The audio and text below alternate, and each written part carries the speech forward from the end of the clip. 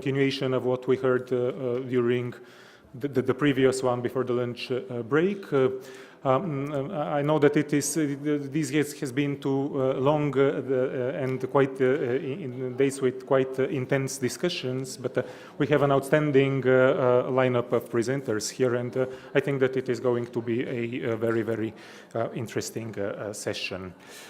So what we're going to do now, we have a little bit of a challenge ahead of us because we're a little bit late with the agenda, but what we're going to try and do is go deeper into the digital transformation. So if in the previous session we did set the scene, now we're going to basically talk about, dive deeper into the issues that the digital transformation brings, and allow me very, very briefly to introduce the bounding conditions under which we will be discussing the topic of digital transformation. First of all, I think after 2 days of discussion, it is pretty obvious that digital transformation is not something that is going to happen in the future. Digital transformation is already here.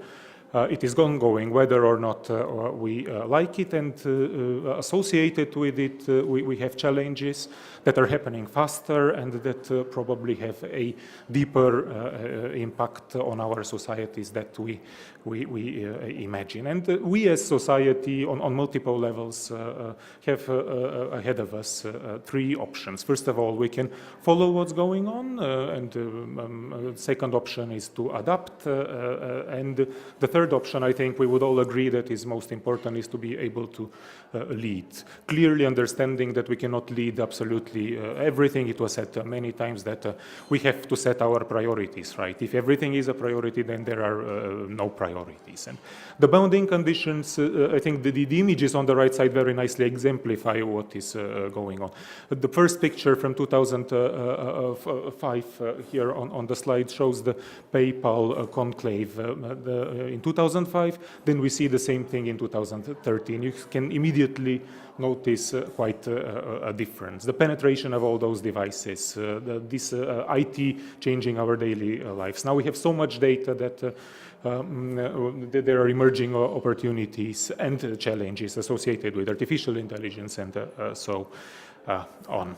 Within this broad context, we're going to be talking about 2 things in this session. Firstly, partnerships. We know that we in Europe is such a diverse continent, which is of course fantastic, but then we need to really be building meaningful partnerships, and this is the only way that digital transformation can be successful. And the partnerships, we're going to be talking about partnerships from 2 perspectives. From the private sector perspective, where we have Ognan Trajanov, who is representing the Bulgarian Association of IT Companies, and then from the public sector perspective with Vladimir Danailov from the Sofia investment agencies. Thanks to both of you for being here. Then we're going to, once we figure out what are the partnerships that we need, then we're going to be dive into some disruptive technologies, and we're going to be talking about data-driven innovation in the Western Balkan. We have Darko Vucetic from the Republic Geodetic Authority of Serbia. Darko really is representing an institution which is a public sector innovator, I can safely state that. Then we will go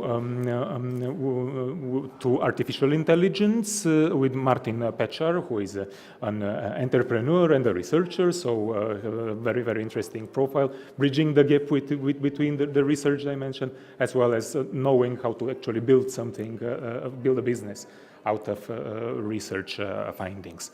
Last but not least, we have our colleague Georgios Petropoulos, who is a research fellow in Bruegel, who is studying, who is investigating the social and economic impact of disruptive technology. Today, Georgios will be talking to us about another very, very hot topic, which is blockchain. This having been said, I don't want to take more of your time. I would like to give the floor to Ognan to talk about the new challenges and opportunities for the ICT industry. Please, Ognan, the floor is yours. Има ли някаква промяна в времето? Максимум 10 минути. Да, 10 минути, окей. Hello, everybody. Nice to be here with you.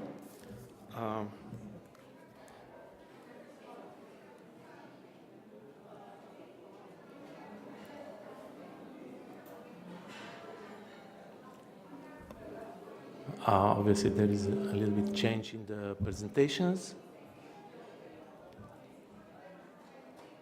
Okay. My topic is quite big.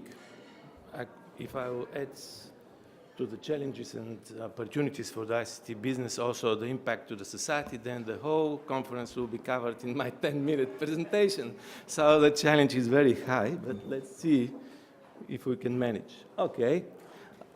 We are in the first steps of the fourth industrial revolution, and it is quite bigger and different from the Industry 4.0 because it is not just the dark and smart factories which are without any human producing all day and night, but also that it will change our lives. And the characteristics of the fourth industrial revolution in my side are accessibility, which means that nowadays it was much more easy and there is a lot of opportunity for everyone to create, to produce something, without spending huge capital investments, without spending time in big production processes, and through the platform economy also to reach the markets. This accessibility, especially in the example of the 3D printing, is showing how dramatically is reduced the life cycle and production cycle especially, and also that without needs of tools, equipment, preparation for the production, the bright ideas of the specific individual could reach the market. From other side, this justified the production of services and personalization, which means that we could get out from the mass production, which was the achievement of one of the previous industrial evolution, and went to, as I tried to explain, it's not very maybe readable, but the focus nowadays is not on the mass production, the focus is on the individual, and this focus is not just as a part of the mass. So we should expect personalization in each sphere of our life. We have already started to talk about personal education, personal health care, etc., etc. The third specifics, this is intellectualization, and it helps us to eliminate routine route labor and have more opportunities for creativity and to even upgrade our self-development. These technologies, which are the base, the fundamental you have heard in this presentation and will continue to hear, IoT, artificial intelligence, robotics. These technologies are not born yesterday. Actually, they are just an example to prove the hype cycle theory of Gardner. In the 80s, I personally worked in the area of artificial intelligence. In Bulgaria, there is a huge plant in Stara Zagora for robotics. So nowadays, these technologies are mature enough, and the synergism between the different factors and the development at that time when I used to work in the area of artificial intelligence, my personal computer could not be compared with the smartphone. You know that the smartphone nowadays is more powerful than the biggest mainframe of the NASA in 90 years. So obviously this brings synergy, and for me the most critical way or change of the intellectualization will be when the artificial intelligence and humans will start to exchange not only information like it was very smart picture of Michelangelo from the 16th chapel in Rome. But currently, the situation is only one direction. I hope that very soon it will be bidirectional exchange of knowledge. And as we recall the fact that 700 years ago, the brain of the human enlarged 2 times only because the people start to talk. Once the model, this model of exchange of information will be established, then obviously we will see a big step ahead in the implementation of the artificial intelligence, not only as let's say, student which is teaching from the knowledge of the person or discovering very fast and doing some routine work, but also as a generating hypotheses and even leading the test, plant test for this hypothesis, and finally to extract a knowledge for the future of the human beings. Of course, there are challenges, and like with all the scientific and technology achievements, there is a moral and ethical aspect, and Europe has the chance and responsibility to play the role of to form the building opinion, to be the key role on these topics, and to become a tuning tool and metronome as to what is moral, what extent it should be spread, and where the personal space border, to prepare mankind for quick and reasonable application of technologies. GDPR is just one example. Okay, nowadays everybody is not very happy and complaining how severe are these rules, etc., what kind of investments the industry should do. But actually, it will open space, and more customers will freely and with confidence use the technologies we are offering, only because they know and they're sure that their data are protected. Unfortunately, not all the topics are covered, and not all the topics are covered in the right way. For example, even the simple cases like robots and artificial intelligence, the media, they are developing some apocalyptic scenarios, threats for the mankind, etc.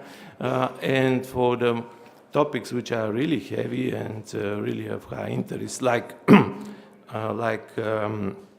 augmented human sensors, which will give some preferences to a specific person instead of another one, then there is just silence. And we, Europe, we should work on this. We should prepare, and the public opinion, we should pave the way for implementation of these technologies. Impact to the ICT companies.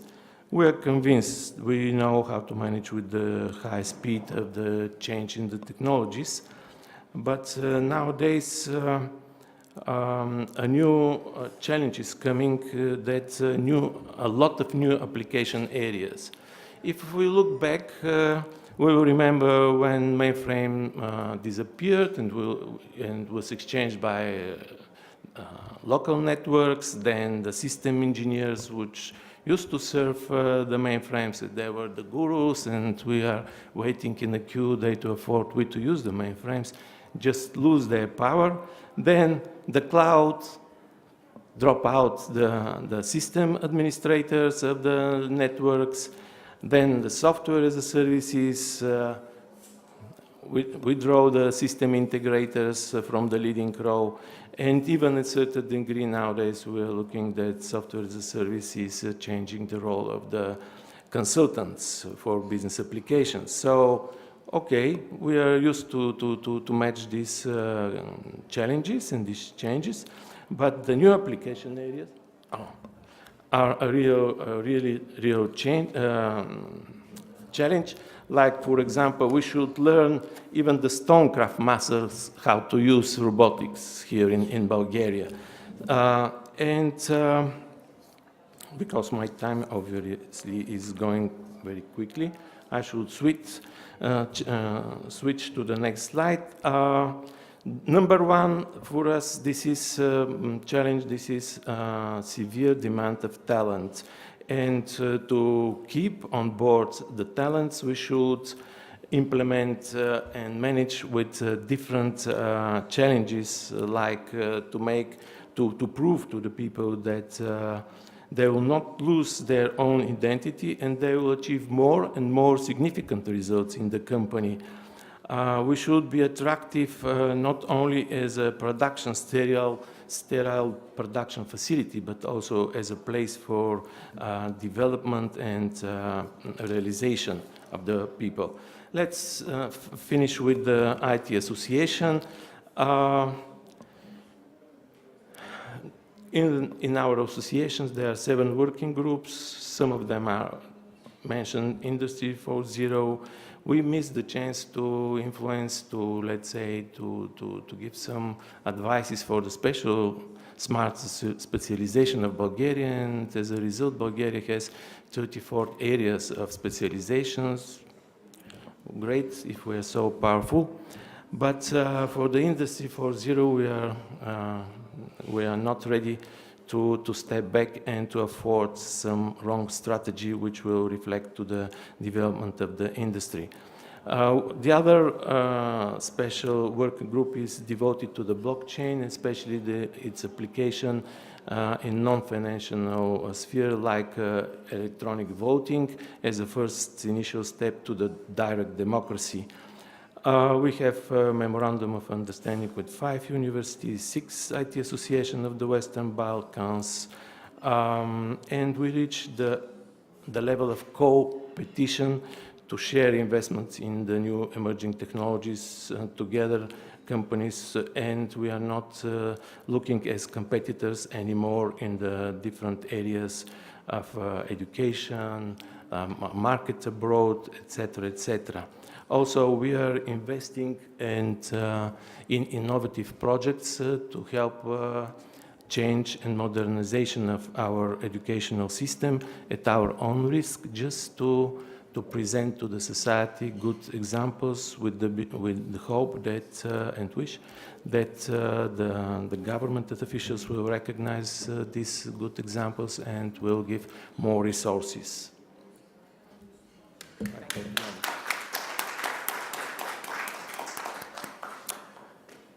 Thank you very much, Ognian, for this very nice overview of the challenges that are ahead of us. I think there's a lot of food for thought in the slides, and we will be digesting and thinking on an individual level and also as a community what we can do about that. Let's now go immediately to the public sector to see what the municipality of Sofia is doing in order to address those challenges. Please, Vladimir, floor is yours. Thank you very much, ladies and gentlemen. I know time is up. It's Friday, second day of the conference. Besides, it's a lovely weather outside. So we will jump straight to the presentation. I represent Invest Sofia, which is the Sofia City Municipal Economic Development and International Promotion Agency. Our job is to support local business. When we talk about local business, we talk about the startups, small and medium enterprises, and large corporations. We also attract investments from local entities or from foreign entities, and our job is to sustain a good environment for business in the city. One important role of our job is also to mediate the dialogue between local business and local government. You know, in 21st century, in the fast-pacing economy, so many things need to be changed, so many regulations need to be amended and updated in order to be adequate for the contemporary environment. So this is what we do in our agency, and of course very often we do projects that are related with digital transformation, and that's why today I'm in front of you. I know that there are many foreign visitors in Sofia, so I would like to share with you just a few key numbers about Sofia. So Sofia is the capital city of Bulgaria. It's not only the administrative capital city, but it's also the educational, the business capital city of Bulgaria. We have officially 1.3 million people in Sofia, non-officially maybe 1.5, 2 million. Around 50,000 people are migrating every day and coming to work here. 40% of the GDP of the country is produced in Sofia, 1/3 of the export, and the GDP of per capita in Sofia is 2.2 times more compared to the rural areas. Sofia attracts over 50% of the foreign investments in Bulgaria and also from the domestic investments. What means Sofia in terms of business and why Sofia is an attractive place? First of all, Sofia is the capital city of a European country. We have very common legislation and tax policies compared to the European Union. It's very easy to start and very efficient to maintain business here. We have one of the easiest to understand and comprehend tax policy, and it's one of the most efficient in terms of a rate. 10% corporate income tax, 10% personal income tax, 5% on dividend. All companies that are registered here are subject of European money, and also Sofia is very well digitally developed in terms of infrastructure, and it's a very connected city. We have a very competitive costs in terms of hiring people, office spaces, industrial spaces. Few words about the promising and the fastest growing industries of Sofia. When we talk about manufacturing, as you see in the slide, we are not talking about manufacturing that is based on low-cost manufacturing. Rather, we are talking about manufacturing that is enhancing the R&D operations and manufacturing that needs more heads rather than hands. In Sofia, there are lots of manufacturing of niche, upscale products for airspace or for different expensive industries. Smart city is a very big industry right now because the city is in a mode of constant infrastructure development. That means lots of smart city projects are done here. That means there are lots of opportunities for companies that are providing smart city solutions. Business services or business process outsourcing is one of the fastest growing industries in Sofia and in Bulgaria. It comprises 20% of Sofia economies. In Sofia, we have lots of video gaming production, also movie production, and creative industry comprises 7% of Sofia economy against 5% on EU average. In Sofia, we have also very deep penetration of e-commerce industries. That's why, and that combined with the digital connection or the very well-developed digital infrastructure makes Sofia a very good place for testing of the different e-commerce platform. I do not know if you know, but Ocado, which is the UK leading company for online supermarkets, they have their R&D in Sofia. They have like 150 people that operate from here, UK market. Because we have medical university and technology, it's good for life sciences. IT is one of the fastest growing industry in Sofia. It comprises around 6% of the local economy. Urban development, it's huge opportunity for companies that are doing construction or urban development because Sofia is constantly growing and investing in its development. And of course, Sofia is becoming more and more popular place. Only last year, we had 30% increase of the visitors of Sofia. So, when we talk about smart city, which is kind of like next topic next to digital transformation, I would like to share some of the projects that we've done or we are doing right now or are planned to be done. In Sofia, we are developing a city security system, we are developing traffic management system, street lighting, parking vacancy system is going to be, is planned to be developed. And just 2 years ago, we opened a new waste treatment facility, which now recycle over 90% of Sofia waste. When we talk about digital transformation, we can start with two statements. Nowadays, we talk about digital transformation within cities and countries, but we still talk about digital transformation within companies. So since companies are having difficulties to do their transformation, imagine how difficult it is for cities and for countries. Also, in 21st century, in 2018, the end users, no matter if those are businesses or if those are citizens, they're so pampered by the digital experience that they have offered from the private sector. So local government or cities, they need to provide as good service as the private sector offers. So there are three key components of Sofia digital transformation policy. First of them is the smart specialization strategy, which was adopted in 2016.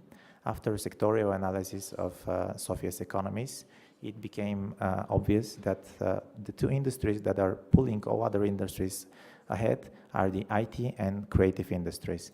That's why our strategy for smart specialization, their centerpiece are the IT and creative industries. Also, IT was recognized as an enabling factor for the digital transformation of the city. Second project, which is the Digital Transition Partnership. This project is part of the European Union Urban Agenda. This project aims to create or to offer better public services and more opportunities for business. And the third project is Digital Cities Challenge, which is a project that is going to be done within 15 European cities. Sofia is one of them, that aims to develop and to implement digital policies within those 15 cities. Let me step and say a few words about those two projects. So the digital transition, it tackles questions that are related with e-learning, electronic government, collecting data, managing data, e-governance. And just recently, after maybe 16 months of hard work, today with us is Mrs. Veronika Manova, who is the project manager of this project. I became to know that after 15 months of hard work over this project, the roadmap was submitted in front of the European Commission, and as a result, European Commission accepted an investment program of 9 million euros that is going to be distributed within the European Union for digital initiatives. 9, right? 9 billion, yeah, sorry. 9 million, it's not enough, exactly, yeah. And the second project, which is the Digital Cities Challenge, is a project that is going to take between 14 and 18 months. It already started this January, 15 cities. And the scope of the project is to make an assessment of what is the ambition of current cities, to make the assessment what is the digital maturity of the city, to develop digital strategies and to implement those digital strategies within those 15 cities, and of course those policies to be used and to be spread within the other and the rest of the European Union. Thank you very much, and I remain on your disposal for questions or inquiries. Thank you.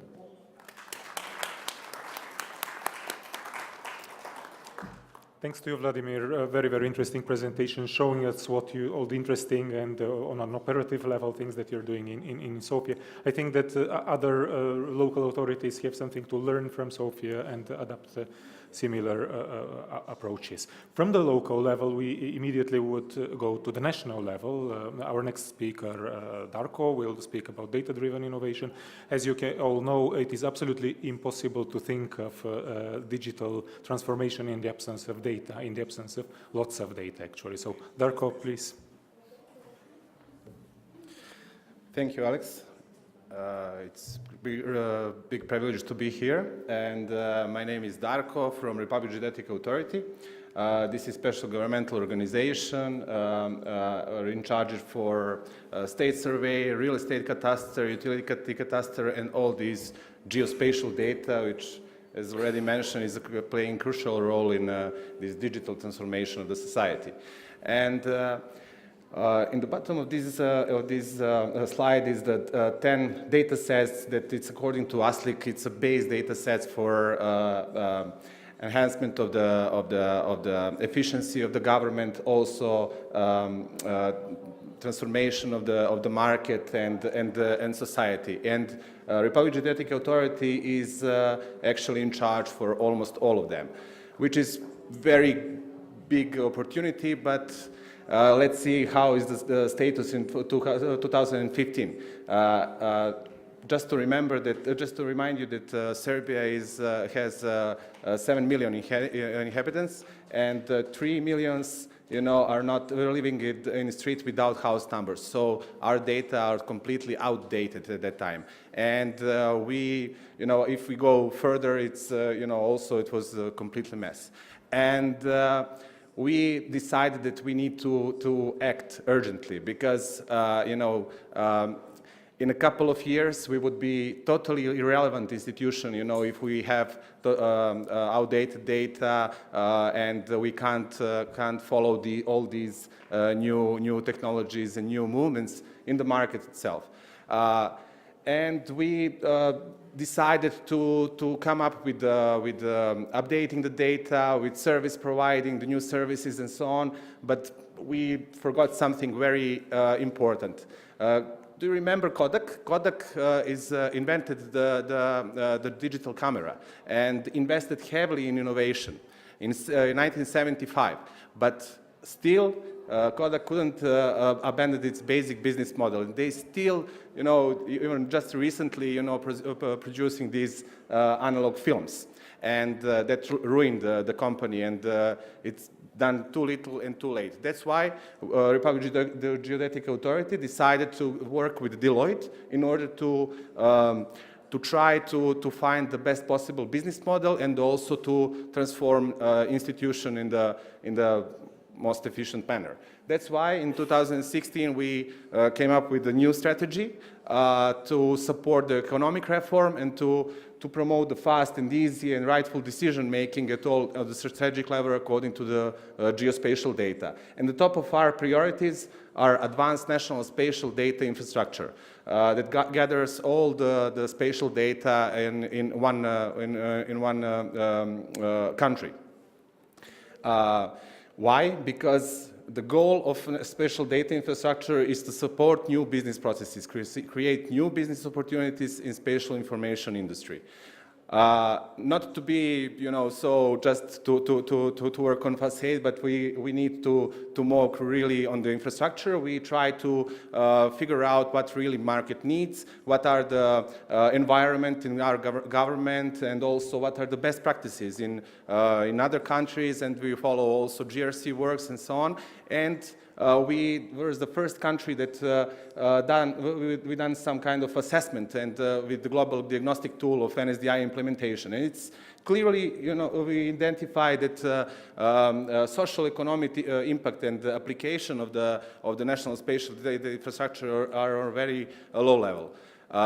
That's why we established the Center of Geospatial Information Management, gathering and coordinating the activities on the national level regarding between the data providers and the solution providers. When I said solution providers, it's also market companies, but also the society and other organizational. That's why in the Serbia is a flood-prone area. There is some examples what we done in 2014. It's big floods and so on, and we produce flood maps and flood landslide maps, flood risk maps based on the remote sensing technologies, and that we supported on that way the national development projects and the spatial planning, etc., etc. There are a lot of other things. Also, we try to get as best possible way to update our building register and also real estate cadastre.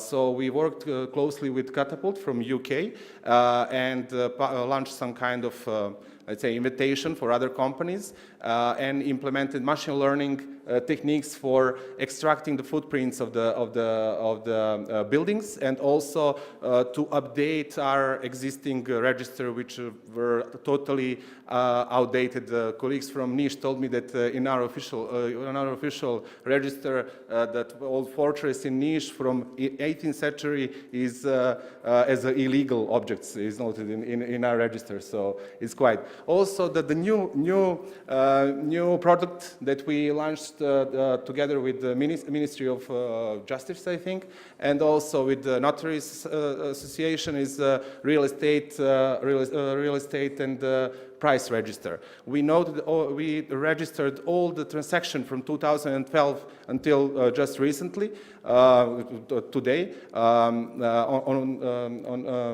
real time, and register all the transaction for flats, agricultural lands, and so on, and make some kind of sales price register, which helped real estate market to promote the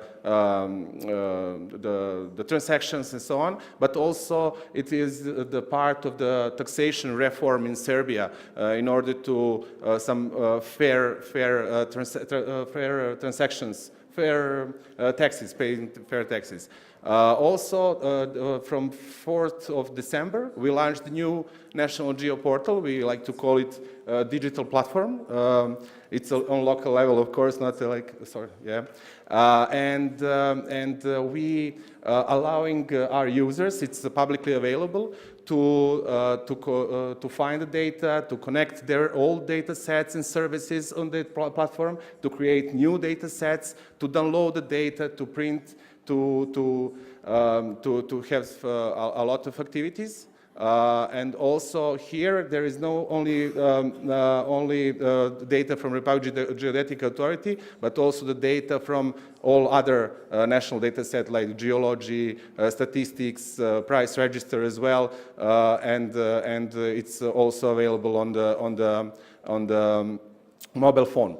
The part of that platform is collaborative platform, which is here is presented. The users can easily digitize, download the data, to implement the crowdsourcing functionality, to create and collect and create new data sets, and also to update the existing data of the government.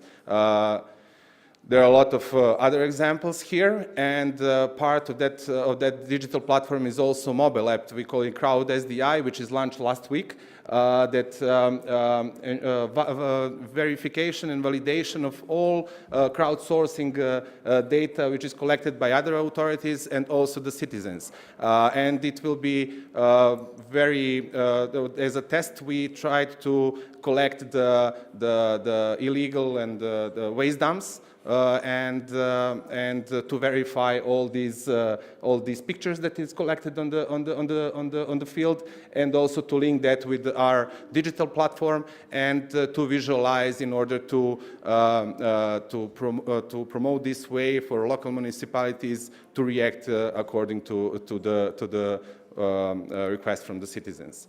And there are a lot of examples of usage of even if it's just 4 months old, there are a lot of things, but I would like to underline these mobile operators and internet providers that are using these for their support, for their, and they are asking us, and we are providing new API services, and they base their work on these API services. And here, the most important part is this business model, because they requesting from us all the time 24/7, support, and in order to maintain these and to monitor these services. And we, as a governmental institution, we are not able to do that. Also, we are working closely with local municipalities and produce the maps for and the base for greenfield, brownfield, and greenfield investments in all Serbia, and we are working together with the Ministry of Spatial Planning in order to utilize that. And there are a lot of future plans. We want to include more society, or other institutions, but also other initiatives on the national level, like OpenStreetMap and so on, to collect the new and update the existing data sets on the national level. Also to launch the new web services according to the market needs. We're working closely with Deloitte on that, and also to promote open data concept among all others. So thank you. If you have any questions, I'm available to ask.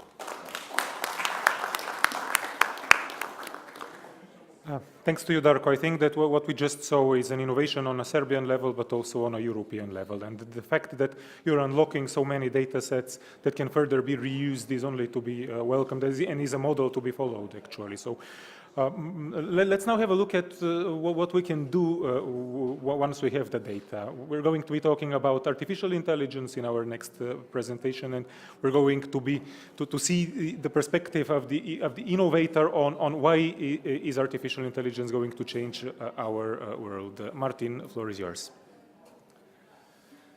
Thank you very much. So my name is Martin Pečar. I'm from Slovenia. founder of a startup, IT startup, OmniOpti, also Wi-Fi ambassador, and also member of blockchain think tank Slovenia. So I'll be talking a little bit about artificial intelligence. Artificial intelligence is a very important field, and especially in business, everybody talks a lot about how important it is and how difficult it is to find the right resources, so people who are skilled in that. I agree that it's difficult to get somebody who's really top-notch expert into your company.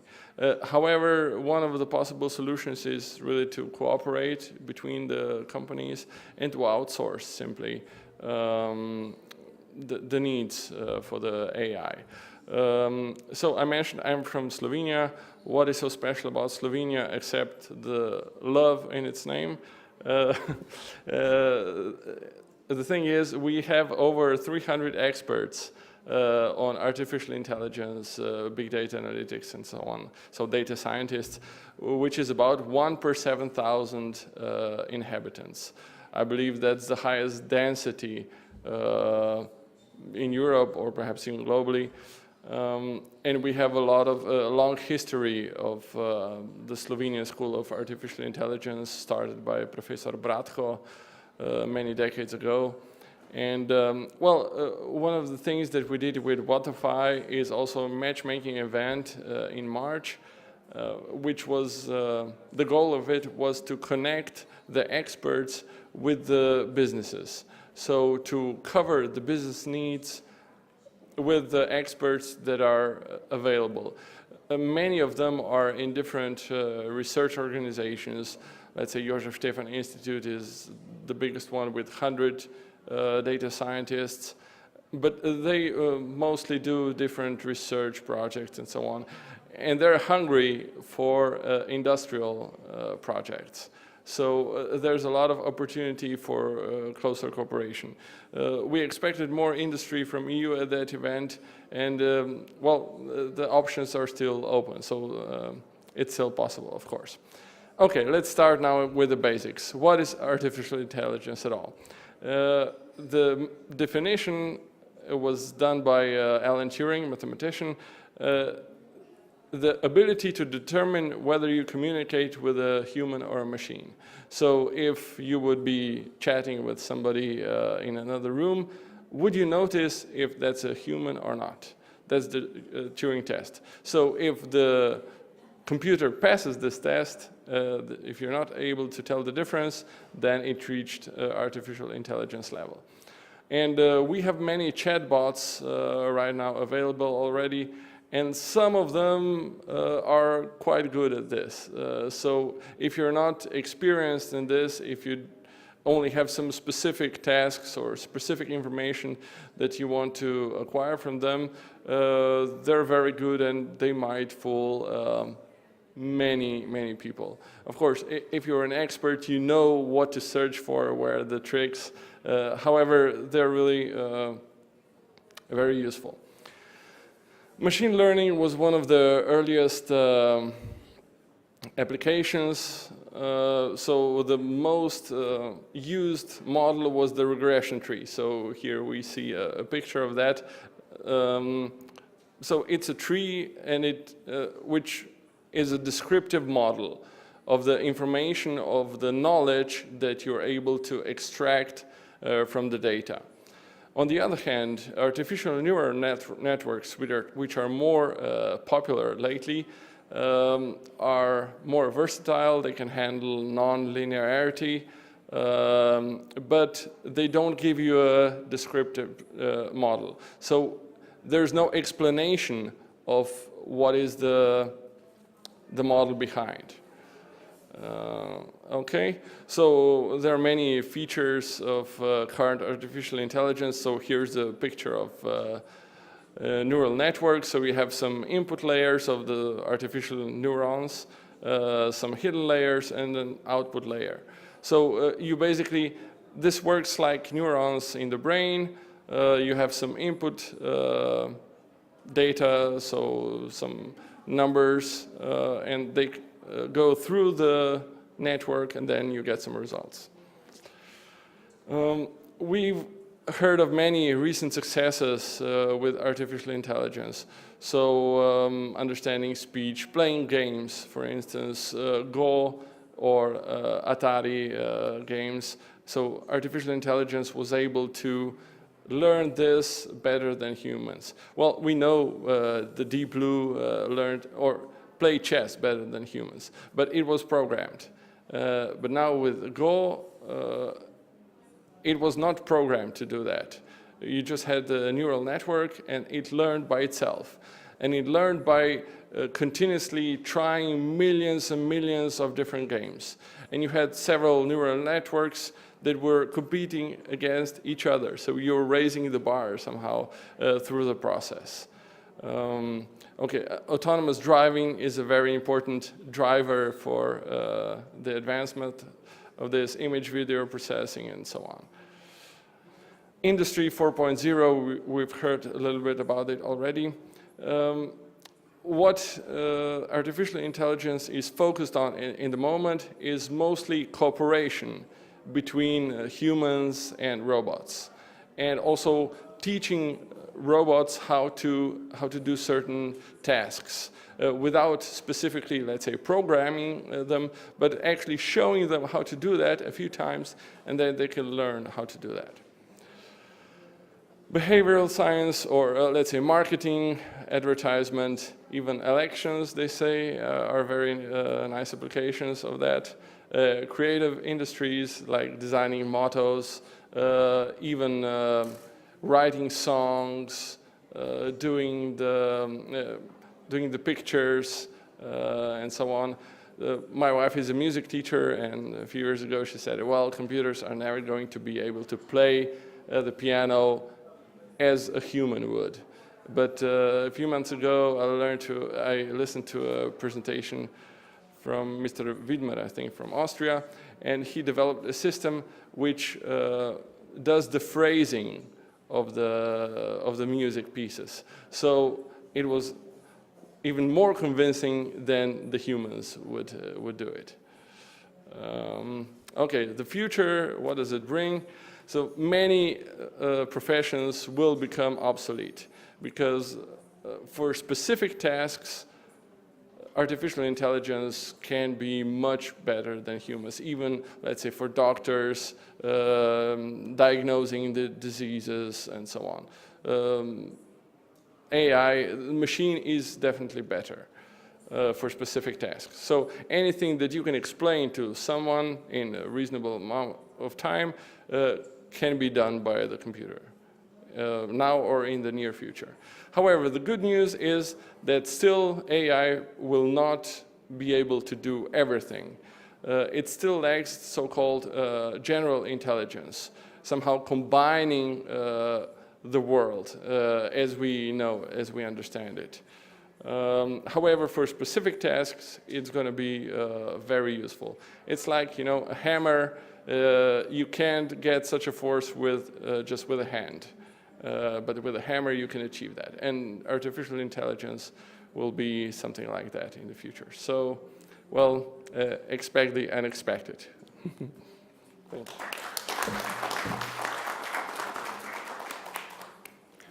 Thank you, Martin. Very interesting overview. And to follow up on the example with the hammer, I think the hammer is just a tool, as you correctly pointed out. But then we can also hit our fingers every now and then. And I think it is going to happen. It probably happens with technology as well, every now and then. But there's a learning process associated with it, and there's nothing bad after all. So after artificial intelligence, I think the other very, very hot topic of today is blockchain. And Georgios from Bruegel, please, the floor is yours. Tell us, what is the impact of blockchain? Thank you very much. It's a great pleasure to be here. Thanks for the kind invitation on this great conference with organizers. So I'm a research fellow at Bruegel. It's an economics think tank based in Brussels, and we are working on the implications of new technologies. So when we are talking about blockchain, I think the first necessary step is to define what it is.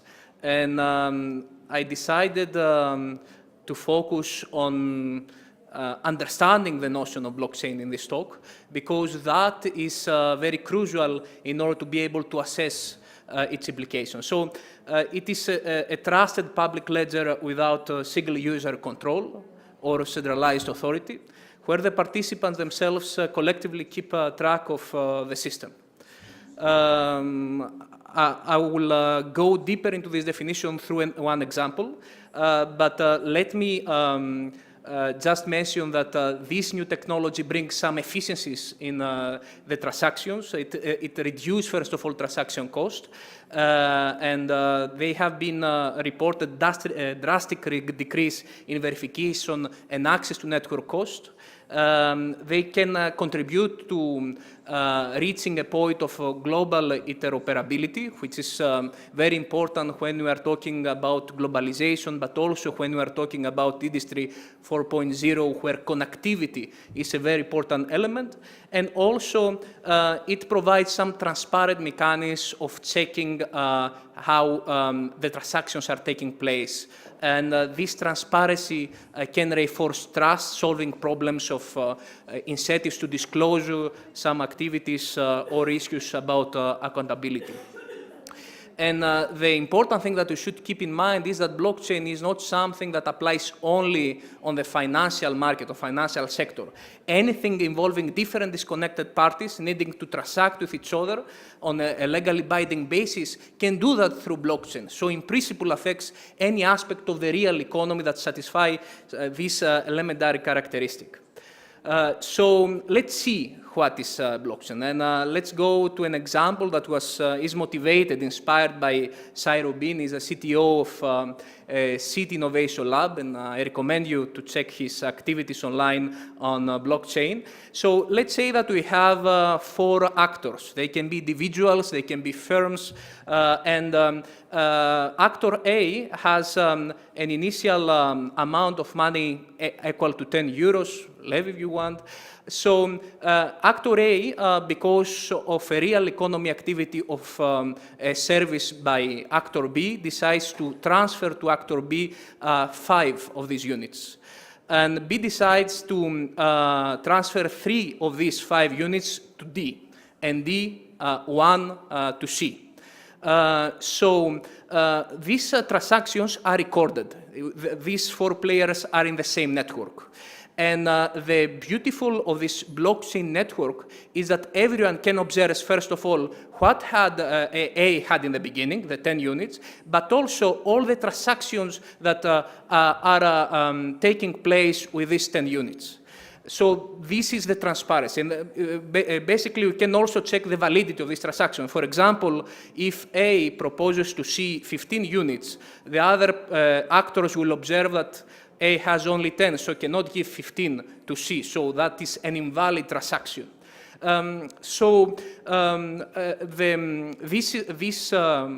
Each of these transactions is considered a box. And when one transaction that takes place after the other, they create a chain of blocks, blocks, which is the blockchain, basically. But another innovative idea of blockchain is that these blocks are connected in the chain in a decentralized way. So there is no any central platform where we can access to this information. Each of the actors can have a copy in their files of all the transactions and all the history of the transactions that happen in this network. And therefore, there is no need for any centralized mechanism, a platform that connects the different actors and the transactions. So it is something without any centralized mechanism. It is a decentralized one. And this is the so-called open distributed ledger. So each action that happens is reported, and it is publicly available to the players, all the players, and we have full information of what is going on. Now, let's take the following action into consideration in order to understand better. Consider that actor B wants to transfer to C 2 units. He had transferred 5 units from A. He had allocated 3 units to D. He has 2 units that he wants to send to C.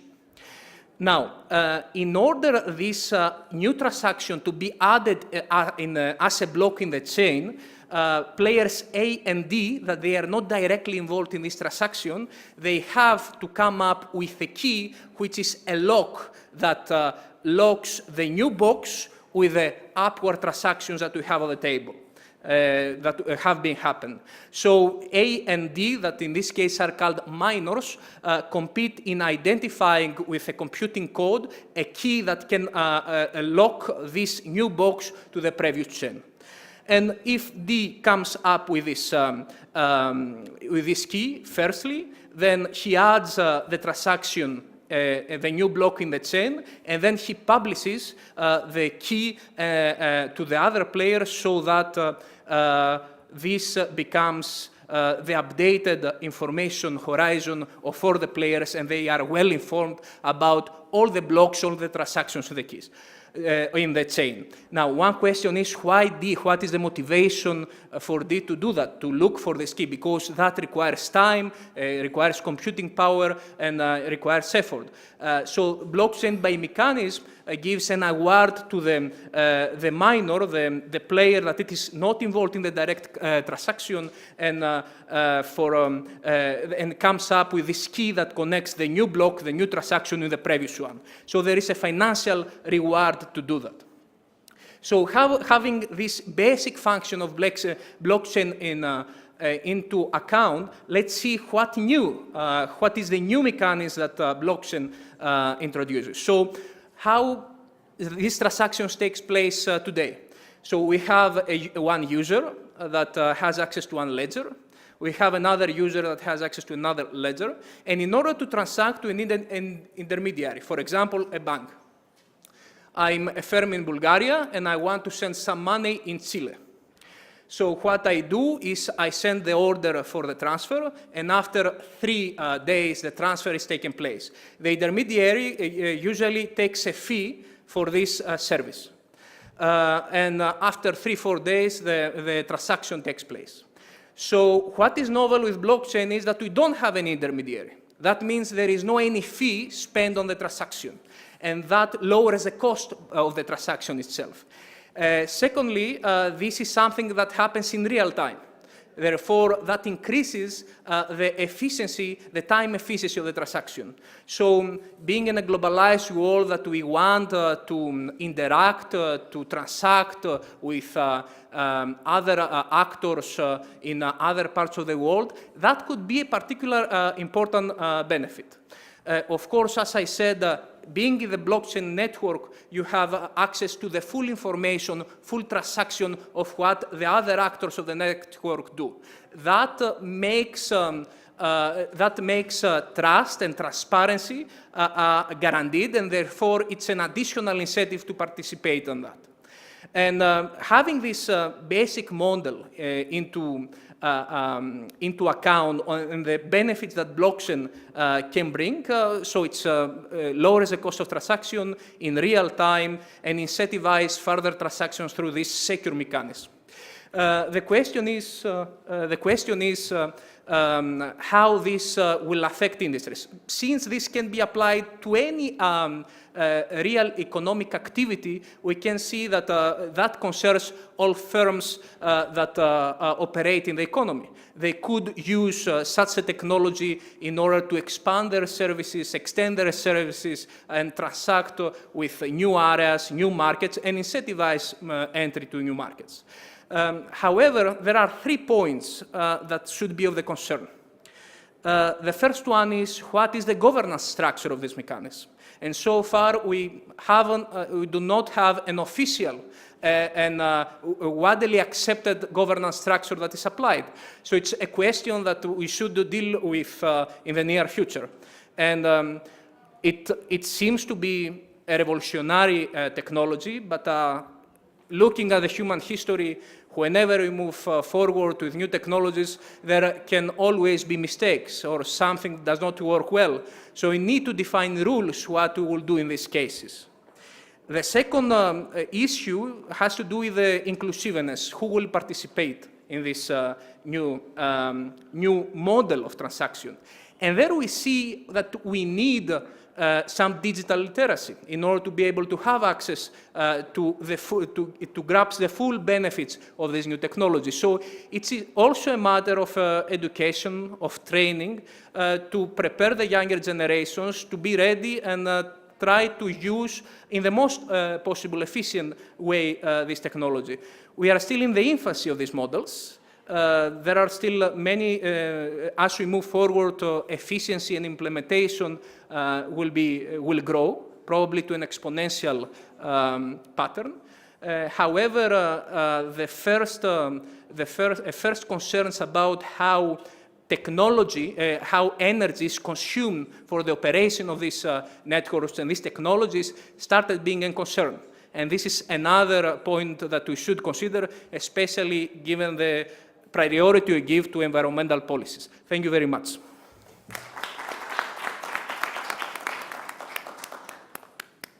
Thank you, Georgios. We are a little bit late with the agendas, and we have the plenary starting in a minute, probably. So, but if there is one or two very quick questions, please go ahead. If you can please, the microphone, please, if you can pass, and please introduce yourself when. But just please for the recording, because this is streamed, so it would be. Thank you. Yes. So my question is for the artificial intelligence. I mean, you make an overview about the technology, but do you have some transfer to the real world, some real projects which is implemented as product or projects in Slovenia's industry? Can you please just introduce yourself? Vladimir Filipov.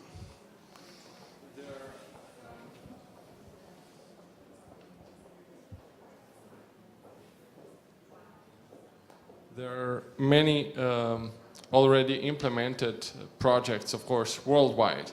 In Slovenia, let's say many. I've been working in the department where chatbots were developed, then expert systems for diagnosing for the diseases. Then, let's say, there was a project, ACUS, for a system for managing the city,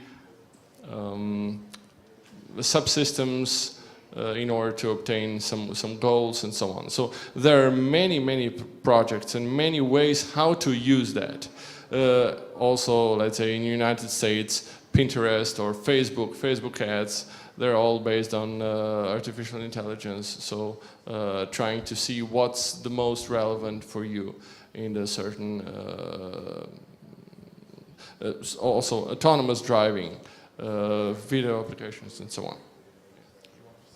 Yeah, in line of this, a great application that I'm sure you use is search engines. When you type a query, then there is a machine learning algorithm that records it and the next time try to be more efficient and gives you quicker what you are looking for. So we have different technologies. We go to the robotics that in automobile industry we have already an applications of automated robotic systems, but it is also something we experience in the everyday life during software that we use in the web. Maybe the main message is, if you have a problem that you want it to be solved, contact an expert and discuss it with him. I'm almost certain that it could be done. Good piece of advice, contact the expert. That's completely horizontally legitimate, I think. One last question, if any. Ognian would like to, please. Yes, please. Please use the microphone. If the artificial intelligence is the, let's say, the engine of the rocket of the progress, then, and big data also is a part of this rocket, we need a lot of data as a fuel. And one of the trends nowadays is to have not only infrastructure as a service, software as a service, but also data as a service. Please recommend to the EU to initiate project to prepare a big data sets which we can use anonymized, of course, without private data, which we can use in our projects to testify the level. Very good suggestion. Thanks. There are some initiatives on a European level. The first thing that comes to my mind is the Connected Europe facility. There's a lot of initiatives on the multiple levels, but completely agree with you. We still need more. We still need a lot more from citizens, from sensors, from the public sector, that then can be used in a collaborative. They don't compete with each other. They need to be used together to fuel the rocket. Martin, really last, There's a Hive project, which is also based on blockchain. However, that's the purpose of it, to provide the various data. Thank you. So in closing this session, I think for me personally, it couldn't have been better in terms of content, in terms of presentation. So let's give another round of applause to all of our panelists. Thank you. And thanks for the resilience of the audience last parallel session. Appreciate it.